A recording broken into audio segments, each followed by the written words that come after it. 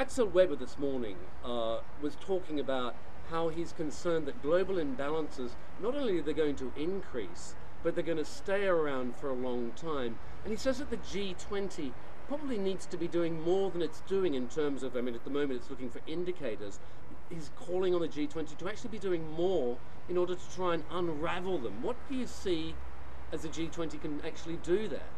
Well, it's true first that we all agree now that global imbalances are a real risk and that it was part of the explanations, let's say, of the seeds of the crisis. So that has to be corrected. Second, we all agree that the only way to unwind them over time in a nicely fashion so that it does not disrupt economic growth is to correct in a coordinated way our economic policies. So you do see that there's a possibility if we continue with those global imbalances that it will hamper economic growth?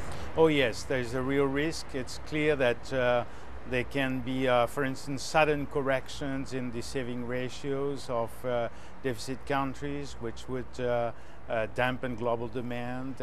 So the only way to not only maintain but even improve the global output and global wealth is to correct that in a coordinated fashion, trying to increase the saving and the balance of the various economic agents in deficit countries and decrease the saving ratios in surplus countries. What about protection? Are you concerned about a rise in protection if the imbalances aren't unwound?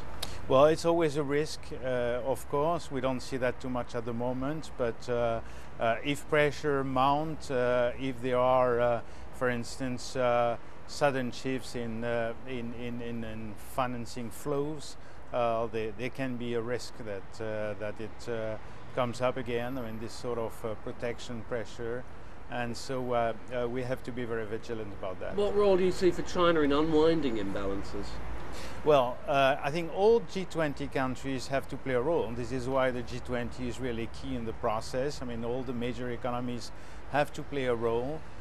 China, of course, is one of the major countries on the one hand, one of the major surpluses on the other hand. So China basically needs to increase the internal demand so that to take a bigger share of global demand. I think there's full agreement in principle in the country, but that means performing structural reforms which may take time. Turning to inflation here in Europe, core inflation looking fairly soft, headline inflation above the ECB's target. How do you anchor inflation expectations when you've got this dichotomy, really? Well, so far the inflation expectations have remained fairly well anchored, but we know that there is a risk that with the number of months having an excessive CPI inflation rate due to the cost of commodities and energy, that some questions mark start to arise, that some pressures for second round effects develop, some pass-through is being seen. So we need to reaffirm extremely strongly that we will never let that happen.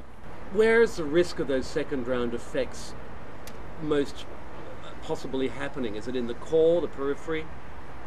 Well, it's difficult to say. On the one hand, the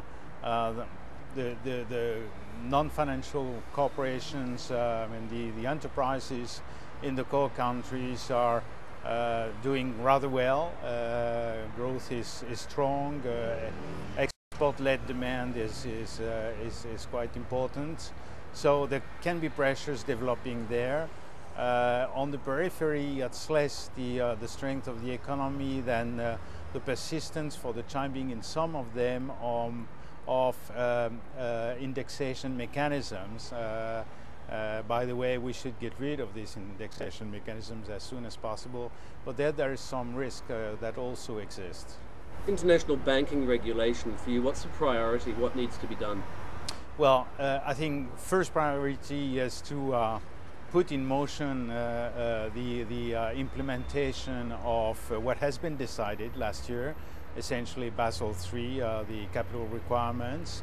Of course, we have several years to implement fully, but we need to have as soon as possible the legislation enabling and clarifying that this is done globally, because if we do that only in some of the countries of the G20 or some of the countries of the world, it will not bear the fruits that we need to have to avoid again the same phenomenon that led to the crisis. And finally, on the sovereign debt issue, the European Union is working on a comprehensive package by the end of March. One part of it will be looking at flexibility for the EFSF, the temporary bailout fund. What for you would be flexibility?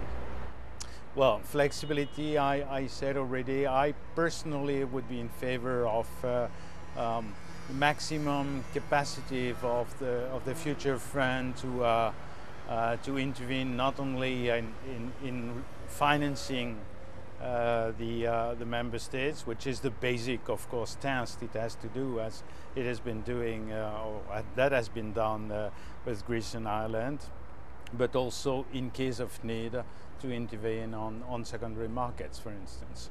We clearly in the ECB are in favor of maximum flexibility and also enough strength to impress markets and reassure everybody that in case of need, even if we hope there will be no need in the future, the necessary deterrent would be there. And we're looking at that purchases on the secondary market, relieving the ECB of that responsibility at the moment.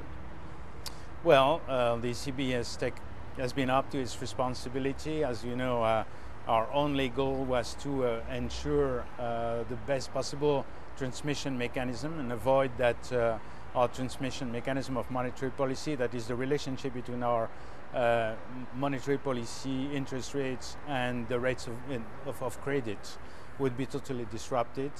But this is only, of course, a limited response that we can make. We cannot replace two things. One is the good policies, the programs that the countries under pressure have to pursue and to pursue as it has been, as they have been committing. And second, we cannot replace the support of the other member states of the Eurozone. And this is why the decisions to be taken by the European Council are so important for us. Mr. Noyer, thank you very, very much. Thank you.